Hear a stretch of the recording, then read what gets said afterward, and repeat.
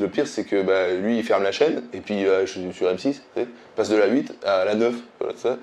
Je pense qu'il va faire fermer la 9, et puis, ouais, et puis il va se décaler comme ça sur la télécommande jusqu'à ce qu'il n'y ait plus de boutons, en fait. Mousse, mousse, et là pour mettre en lumière les mauvaises personnes, les fous, fous. Faites entrer les gros tarés, de savoir ils vous éclaboussent, mousse. Mettez-vous à l'aise car là, on va se régaler, mousse. Abonnez-vous et likez si vous avez kiffé.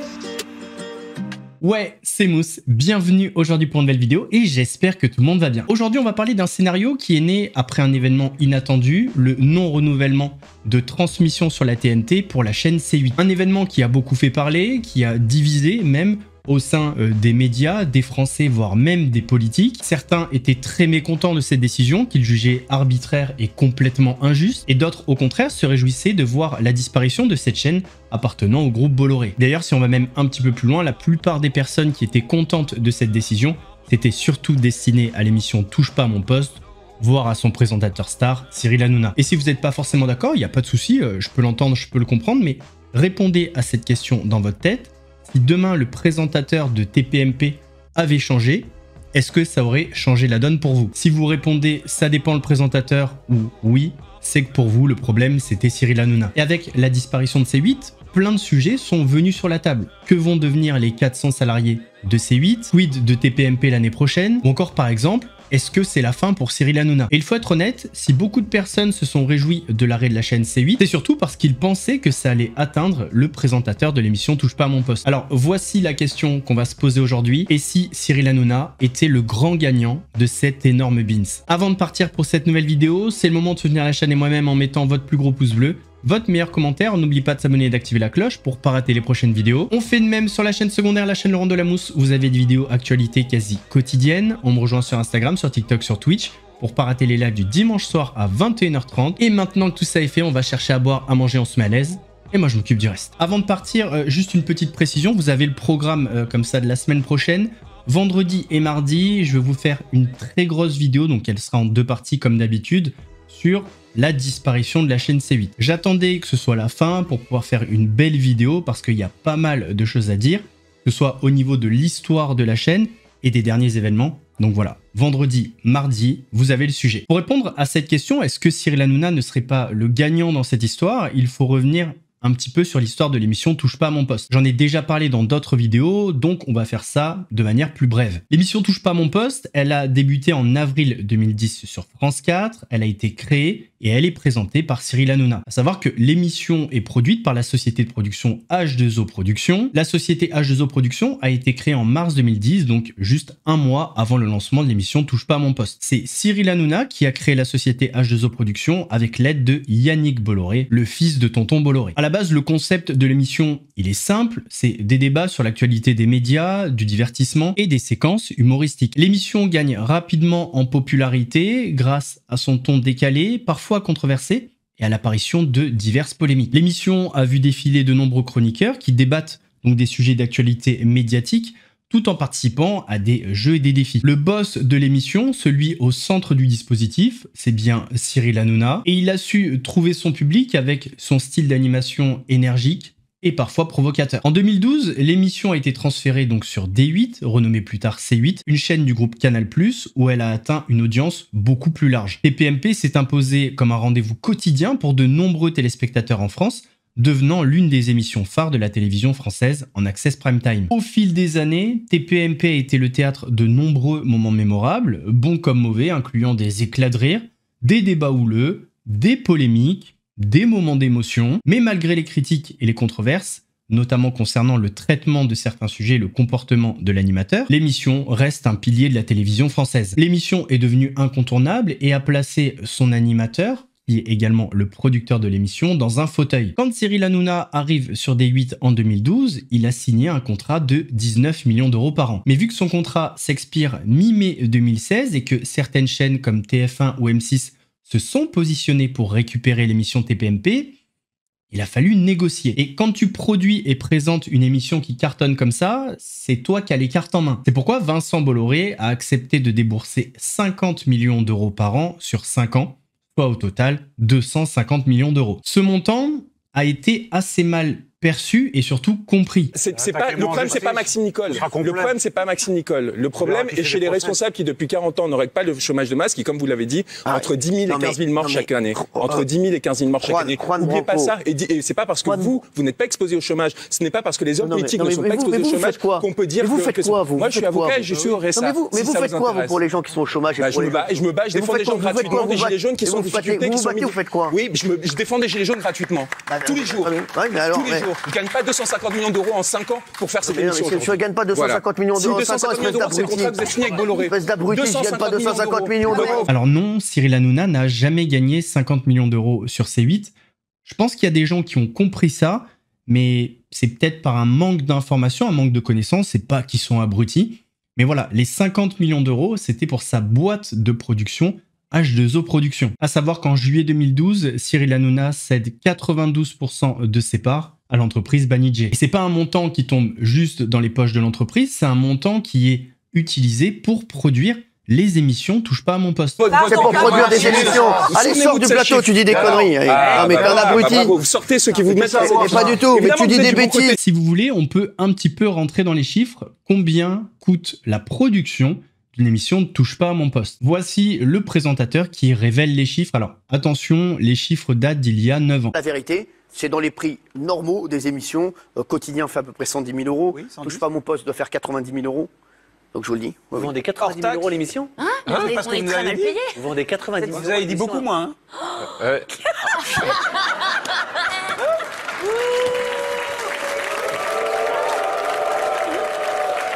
Chérie, vous voulez que je vous dise la vérité, la vraie vérité? Frère, moi tu me donnes tout le temps 20 euros. Comment ça se fait? Les chéris, je vais vous dire la vérité, c'est la vraie vérité. L'émission coûte 70 000 euros. Non, tu t'es grillé. Ils sont passés où les 20 000 euros en une phrase? Je vais vous dire.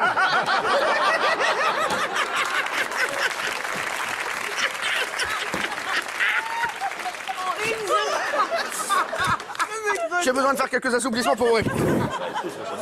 Je vais, écoutez, je suis là en ami, je vais tout vous expliquer. Le mec, on avance pas tant que tu nous dis pas là. Je vais tout vous expliquer. Ouais, c'est ça, vas-y. Alors, Actuality, c'est 100 000 euros. Ouais. L'émission vaut 100 000 euros. Avec beaucoup moins de chroniques. Quotidien, je crois que c'est 110 000. 110 000.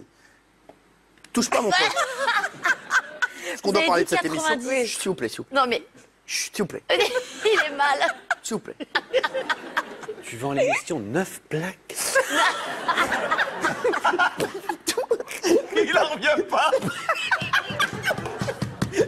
Je vais vous dire, l'émission, je vais vous dire combien je vends l'émission. Ouais, c'est ça. Mais en vrai, je vous dis la vérité, je le jure, sur la tête de Mathieu Delormeau.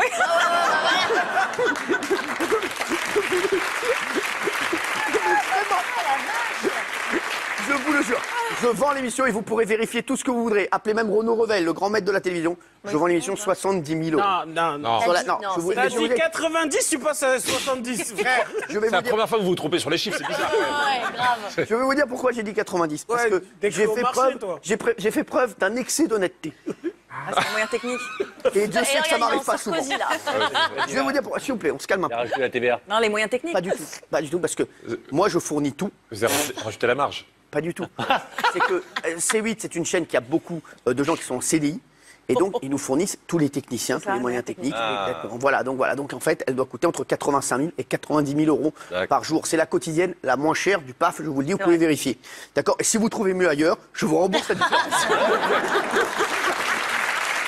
On est donc sur un budget de production de 90 000 euros environ. Ça a dû grimper, allez, on va dire 100 000 euros. Il faut savoir que depuis le début de TPMP, il y a eu 1423 épisodes et cette année, c'était la 16e saison. D'après les infos que j'ai trouvées, on est environ à 150 épisodes par saison. Donc 150 multiplié par 100 000 euros par épisode, on est à peu près à 15 millions d'euros de production pour une saison complète de TPMP. Alors vous êtes sûrement en train de vous dire, ouais, C8 s'est fait arnaquer, etc., etc. Il faut savoir que pour une émission de TPMP qui est facturée 100 000 euros par la boîte de production H2O Productions, eh bien l'épisode rapporte entre 200 000 et 275 000 euros avec la publicité, etc. Donc ne vous inquiétez pas, c'est rentable pour la chaîne. Et d'ailleurs, si vous voulez en savoir un petit peu plus sur la rémunération de Cyril Hanouna, apparemment, donc c'était les chiffres en 2015, il touchait 40 000 € par émission pour la présentation. Et en plus de ça, il aurait des dividendes chaque année à hauteur de 2 millions d'euros. Donc non, Cyril Hanouna ne gagne pas 50 millions d'euros par an avec l'émission TPMP, mais plutôt 2,5 millions d'euros, ce qui est déjà une coquette somme. Pourquoi on en vient à parler de chiffres, ce qui n'est pas forcément le plus intéressant, mais parce que, comme on l'a dit, la chaîne C8 paye 50 millions d'euros à la société de production H2O Productions pour produire une saison de TPMP. Et une saison de Touche pas mon poste, ça commence en septembre. Comment ça se passe pour les paiements? Alors je me suis un petit peu renseigné via différentes personnes qui connaissent le milieu. Il y a plein de manières de payer, mais en général, il y a une avance qui est faite pour assurer que les premières émissions puissent être produites. Certaines personnes m'ont parlé d'un montant de 20% par exemple. On va partir sur les 20%. 20% de 50 millions d'euros, ça fait 10 millions d'euros. Tout à l'heure, on a à peu près calculé, on s'est dit une année, ça fait 15 millions d'euros, donc 10 millions, c'est déjà pas mal. Donc, ce qu'il faut se mettre en tête, c'est que l'émission TPMP s'est arrêtée fin février. Et entre l'avance qui a été faite au début de la saison, plus le paiement sur facture émission après émission, il est fort possible que fin février, eh bien, C8 ait déjà payé la totalité du coût de production d'une saison de TPMP. L'émission, donc malgré l'arrêt de la chaîne C8, Cyril Hanouna, via la société de production H2O Productions, pourrait très bien produire l'émission TPMP jusqu'à septembre et jusqu'à son nouveau contrat avec M6. Et là, on est sûrement sur la fourchette la plus basse des hypothèses. L'autre hypothèse, mais ça paraît moins réaliste, ça serait un paiement en début de saison des 50 millions, mais honnêtement, ça paraît peu réaliste. Bon, maintenant, avec Tonton Bolo et ses moyens, c'est pas impossible non plus. La troisième hypothèse, ça serait, en plus du premier paiement, des paiements échelonnés, par exemple, tous les trimestres, éventuellement.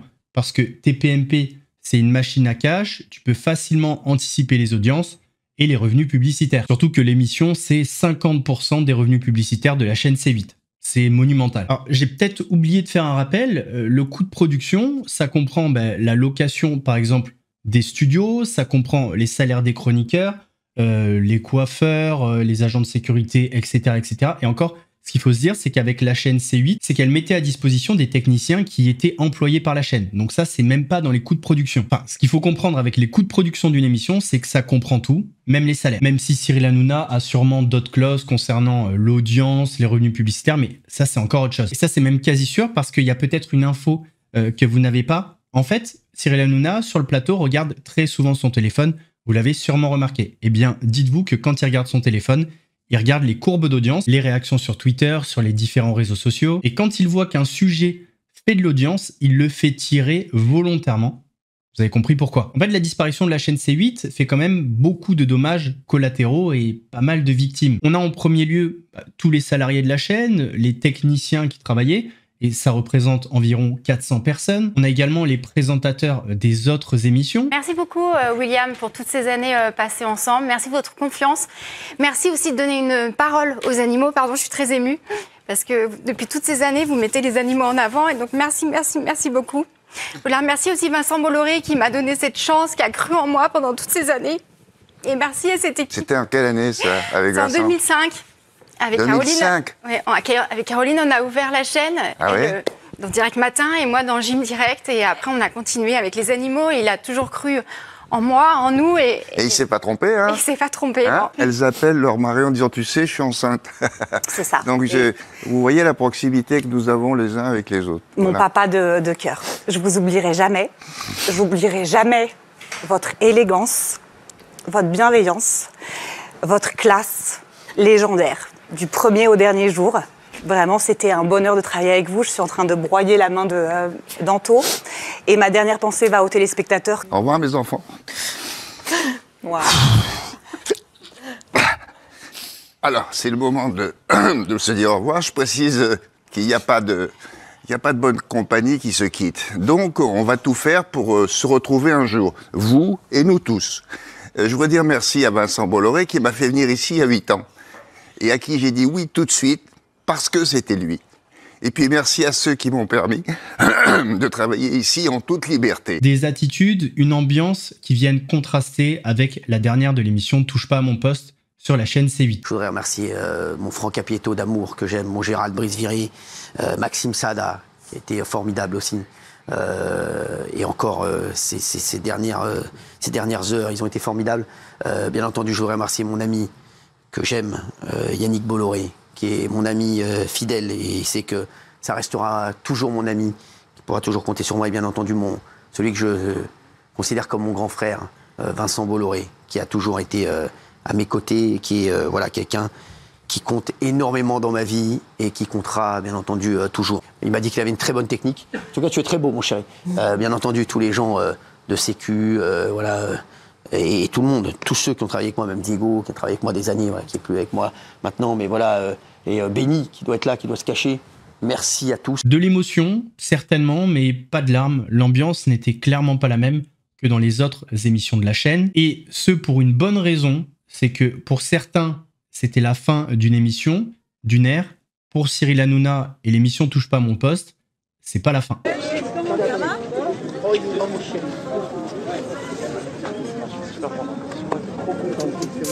Alors, je reviens à la maison parce que je reviens sur M6. Merci. Je reviens sur M6 et c'est vrai que tu m'as beaucoup. Ah bah moi aussi. Tu es chef de la sécurité maintenant responsable sécurité parce que tu démarrais quand tu étais là. Exactement, je démarre. Je suis tellement content de te voir. Merci mon chéri. Et c'est une aventure incroyable. Et j'ai un petit j'ai gardé bien. C'est le badge. C'est mon badge du Bornée. C'est la photo qui te plaît.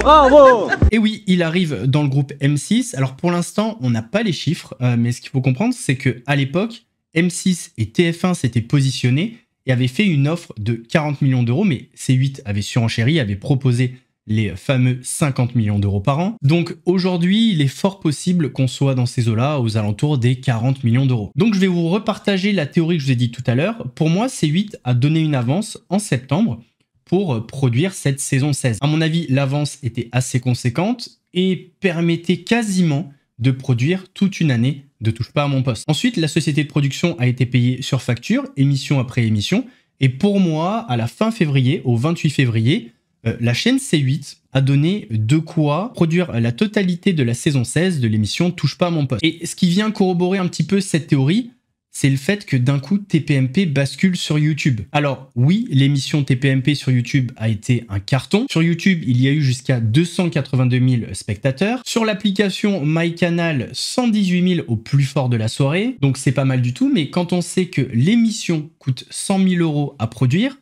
est-ce que vous pensez qu'il rentre dans ses frais? Pour moi, la réponse, elle est évidente, c'est non. Qui donne du crédit à la théorie.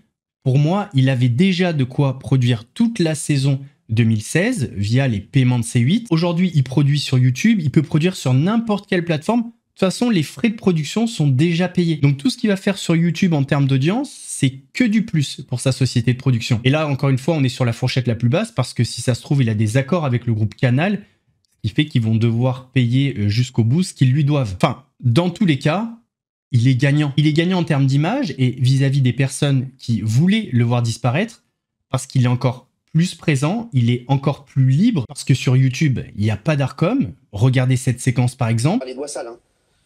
Je sais pas où vous les mettez. Vous voulez que j'ouvre les deux? Oui, s'il vous plaît. J'ouvrirai l'autre ultérieurement. On va voir les deux. Alors, mais si elle boit les deux. Qui avait un Perrier? Moi, j'avais un Perrier, merci. Merci beaucoup. On avait un deuxième Perrier? Moi, j'ai déjà le mien. D'accord, on avait un deuxième Perrier pour vous, merci. Et cette séquence, typiquement, c'était pas possible avec l'Arcom. L'autre point aussi, c'est quand même l'attitude de Cyril Hanouna. Son attitude, en règle générale, en dit beaucoup. Là, on a un Hanouna totalement détendu, qui a l'air très loin des préoccupations qu'il disait avoir, comme par exemple les salariés de C8, etc. Ce qui me fait dire que c'est le seul gagnant, en fait, dans toute cette affaire. Il peut produire TPMP jusqu'à la fin de la saison tranquille, finger in the noise. J'ai émis une hypothèse sur une fourchette basse, mais si ça se trouve, on est loin du compte. Si ça se trouve, il y a un accord qu'on ne connaît pas, qui fait qu'il va prendre les 50 millions d'euros à l'année. Mais ça, je peux pas vous le garantir, j'en sais rien. Mais en tout cas, ce qui est sûr, c'est que plein d'émissions, comme les animaux de C8, pour l'instant, c'est fini. Il y a eu des larmes parce que, à l'heure actuelle, il n'y a pas eu de proposition d'autre chaîne. Alors que lui, en septembre, il est déjà sur M6 avec un très beau contrat. On n'a pas encore les chiffres.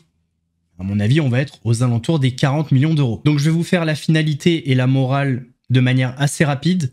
Le gagnant dans l'histoire a torpillé tout le monde. C8, c'était comme un Battle Royale. À la fin, il n'en reste qu'un. Et il a tué tout le monde. Le pire, c'est que lui, il ferme la chaîne, et puis je suis sur M6, il passe de la 8 à la 9. Voilà, ça. Je pense qu'il va faire fermer la 9, et puis, ouais, et puis il va se décaler comme ça sur la télécommande jusqu'à ce qu'il n'y ait plus de boutons, en fait. Messieurs, dames, on arrive à la fin de cette vidéo. J'espère qu'elle vous a plu. Si c'est le cas, votre plus gros pouce bleu. Votre meilleur commentaire. N'hésitez pas à me donner votre avis sur la question. On n'oublie pas de s'abonner et d'activer la cloche pour ne pas rater les prochaines vidéos. On fait de même sur la chaîne secondaire, la chaîne Laurent Delamousse. Vous avez des vidéos actualités quasi quotidiennes. On me rejoint sur Instagram, sur TikTok, sur Twitch pour ne pas rater les lives du dimanche soir à 21h30. Nous, on se donne rendez-vous vendredi pour le début d'une série de vidéos sur C8, l'existence et sa disparition. En attendant, prenez soin de vous. Mousse vous salue.